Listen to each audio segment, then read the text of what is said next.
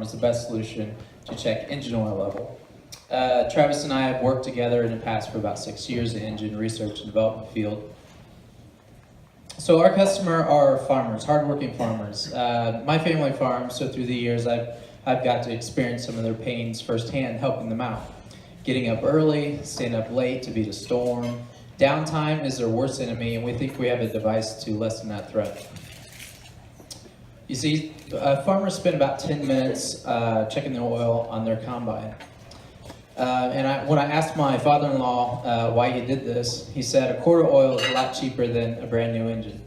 And man, is he right. So an engine for this combine runs about $17,000, plus the downtime and or the rental of a different machine to keep productivity going.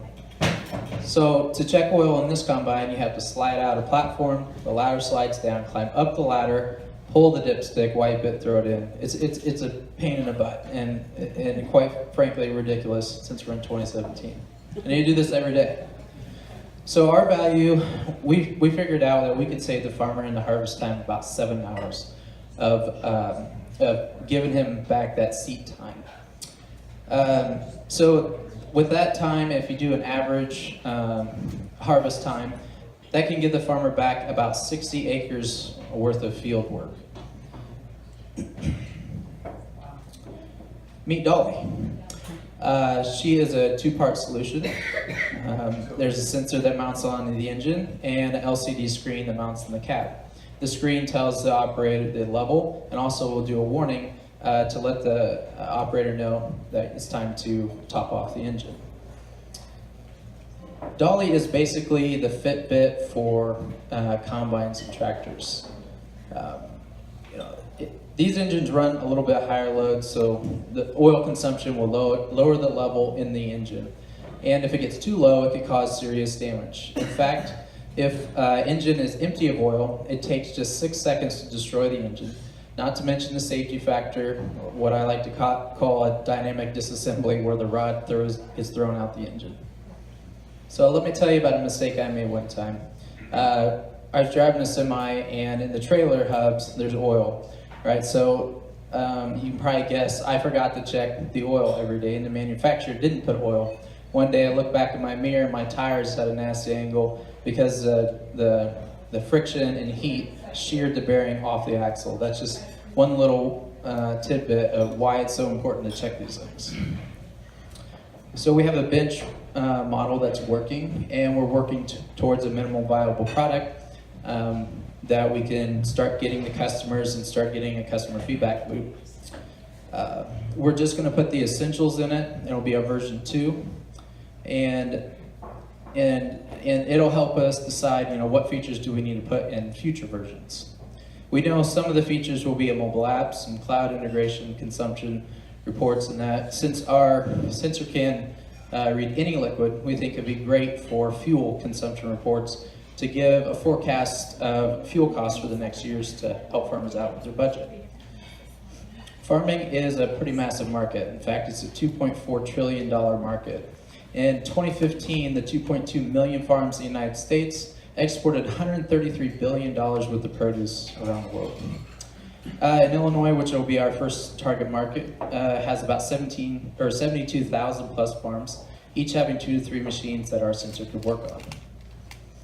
So our business model will start off with me being the boots on the ground, going one-to-one to customers. So our customer acquisition cost is going to be a bit higher, around $280 per customer. We'll drive that down with e-commerce and wholesale, and we'll get to some of these expos and get in front of a lot of people instead of one by one during the day. So our milestones is first to set up some of the basic stuff of our business, getting the LLC going, some other fees. And then once we reach that, we want to get to version 2 to take to the field, take to the farmers, and to start getting that feedback loop. And then milestone number 3 will be, generating some capital to get on the road and get to the customer. That's all. We provide farmers with the best solution to measure engine oil level.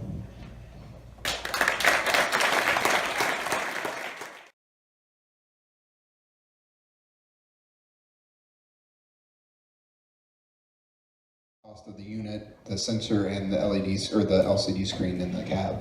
At the moment, it's around $90. It's all off-the-shelf parts, but we'll be able to drive that down to about $40 or so.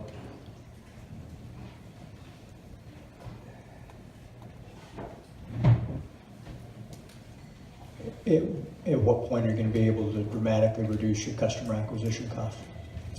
About year 2, we should be able to, our goal is for the first year to get about 100 customers, just so we can get our feet wet and going. So year 2 will be a lot heavier in marketing through e-commerce, getting partners, people that have already had success in the business, like 360 Yield, who founded Precision, and using certain networks to limit our time on the road and spend more time marketing the product online. And we plan to go to dealerships, thousands of the dealerships, to get more of a mass-produced market. What do you see? What is your revenue model? I mean, are you just going to sell it outright, or is there going to be like a service agreement, or plus with the reports and that sort of thing? How do you envision that? Sure, we're going to be business to customer, the end user, and with the I guess hopes and dreams to year 3 and 4 get to the 100 million mark and start either providing exclusivity rights to original engine manufacturers, or just to do a whole exit at that point.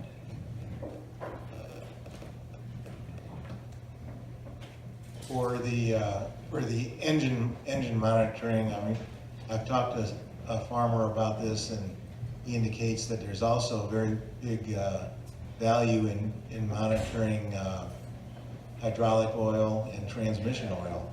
So can this also work in those kind of medium? Yeah, I actually found out by accident that I can even measure the water in your glass. So our sensor is a time of flight sensor, throws a beam of light back and comes back. The other advantage that we can measure any liquid too is we can read at an angle, which I found out by accident as well. But anyways, we can read at angle. So most of the time the dipstick has to go through a tube and around a bend or whatever. And most sensors, if it's like a ultrasonic transducer or whatever, needs to have a straight line to come back to the sensor. We don't need that. So we can install on any engine, and we can calibrate or map that oil pan to the sensor with our algorithm that we have. And yes, any oil, hydraulic oil, fuel, yep. Could you have multiple sensors on one machine, like he says on the, and they won't interfere with each other? Yes, we can have multiple sensors in one display or an app. We can integrate quite a few because we're using 2-wire protocol for, and we can use CAN protocol too, so we can talk directly to the OEM, original engine manufacturer. If they want to pull this data off eventually, we can go through that route as well. Do you have any protection on your algorithm or any of the other, or the hardware components or anything yet? Or are you working towards that? Yeah, so we did a search. Ross Miller helped us with that and found out that we could go ahead with a provisional patent application. So that's done and filed. Just got done talking today with another lawyer to help us pinpoint trademarks. And so we believe we have some trademark within the name and utility patent coming in the future. So within 12 months, we'll be within now 12 months, we'll be working hard to get those established. So what makes your product unique compared to the other people working in this field? Right. For the last 100 years, it's been industry standard just to go pull the dipstick. I mean, we're taught that as mechanics do. If the engine is empty, to pull the key and put this tag on it, and so it doesn't start up, because the engine will start up.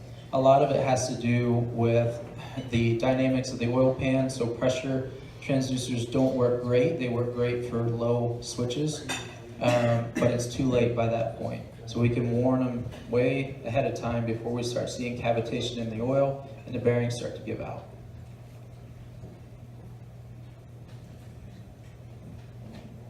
Manufacture overseas or domestic? Probably to start